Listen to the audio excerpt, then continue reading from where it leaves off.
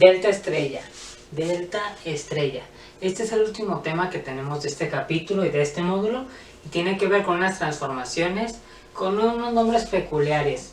En primer lugar, el tema es delta estrella, se abrevia como delta Y, y tiene que ver con dos arreglos de resistencias que son muy comunes y que a veces no nos permiten hacer simplificaciones de otro tipo.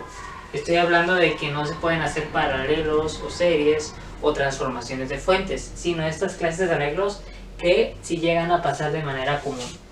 Este es un arreglo de forma Y o estrella, en el que hay un nodo en común del que se desprenden tres resistencias, se les conoce como R1, R2 y R3, y liberan estas tres conexiones.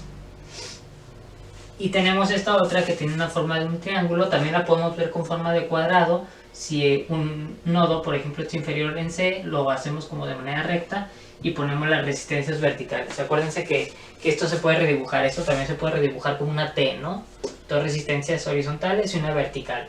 Pero el punto es el tipo de conexión. En este caso estamos hablando de los mismos tres nodos ABC conectados por parejas con resistencias, ¿no? De A al B hay una resistencia, de B a C hay otra resistencia y de C a A hay otra resistencia. Es una forma triangular, cuadrada, se le denomina delta, y esta se le denomina arreglo estrella. Y son las tres resistencias con el nodo central.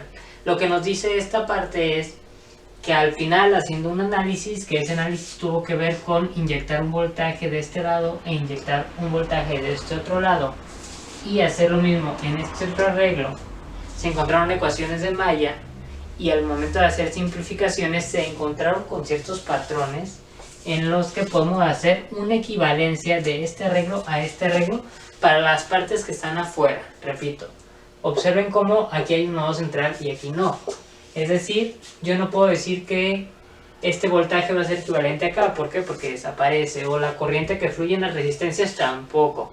Si yo hago una transformación de este tipo, estoy perdiendo toda la información que hay dentro de estas tres resistencias. Lo que estoy conservando es lo que está fuera de ese arreglo. Y las ecuaciones de transformaciones ocurren de esta manera. Las pueden encontrar aquí o también en su libro de texto, en el capítulo de delta estrella, dentro del capítulo 5 de técnicas útiles. Bien, para transformar en este caso de estrella hacia delta se utilizan estas tres ecuaciones, en el que arriba tenemos las tres parejas de combinaciones de resistencias multiplicadas y al final sumadas las tres parejas, y se divide entre las resistencias. Si se fijan, es la resistencia contraria. Por ejemplo, para RA, que está entre A y C, se utiliza R2, que es la que está conectada al nodo B. Para RD, que está conectada entre A y B, se utiliza R3, que está conectada en el nodo C. De igual manera, en RC, que está entre B y C, se conecta a R1, que está en el nodo A. Ese es el tipo de transformación y esa es la ecuación que se utiliza. Para el caso de la transformación desde delta hacia estrella o desde triángulo a Y o cuadrado a Y, este tipo de arreglos, pues en el sentido opuesto, es multiplicar una pareja de resistencias entre la suma de las tres resistencias. ¿Cuál pareja? Pues fíjense en cómo se forman. Por ejemplo, para R1, fíjense que son las dos que están tocando el mismo nodo. El nodo A es RA y RB, RA y RB. Para R2 tenemos conectado un nodo B y aquí tenemos RB y RC multiplicados. Y para R3, pues RA y RC, ya que tocan ambos el nodo C, al igual que R3. Ese es el tipo de transformaciones que se pueden hacer y son completamente equivalentes. Es decir, si yo tengo que estas tres resistencias son de 1 ohm, al momento de yo meterlos en la ecuación para pasar aquí el arreglo, yo tengo aquí 1 por 1 más 1 por 1 más 1 por 1 más 1 por 1, nos da en total 1, 2, 3, sobre una resistencia de 1 nos da 3. Entonces RA va a ser igual a RB, va a ser igual a RC, que es igual a 3 ohms.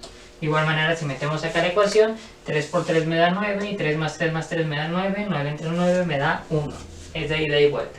Eso quiere decir que si yo tengo un arreglo aquí de 1 ohm,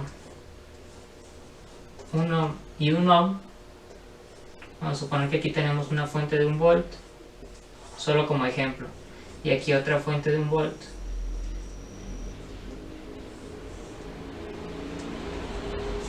Nosotros tendríamos un circuito equivalente a conectarlo así.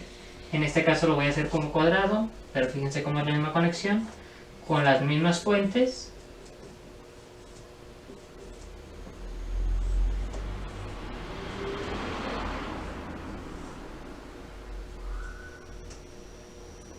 Y estas son resistencias de 3 ohms.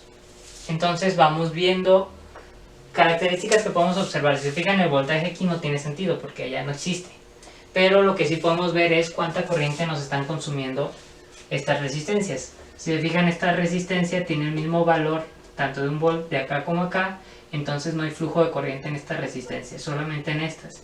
Y como es 1 volt con 3 ohms, entonces sabemos que nos está consumiendo 1/3 de ampere aquí, en este sentido, y este me está consumiendo 1/3 de ampere en este otro sentido, y aquí hay 0, ¿sí? Aquí van fluyendo hacia acá y se regresan de igual manera de aquí hacia acá y se regresan. Si lo analizamos de este lado, podemos verlo como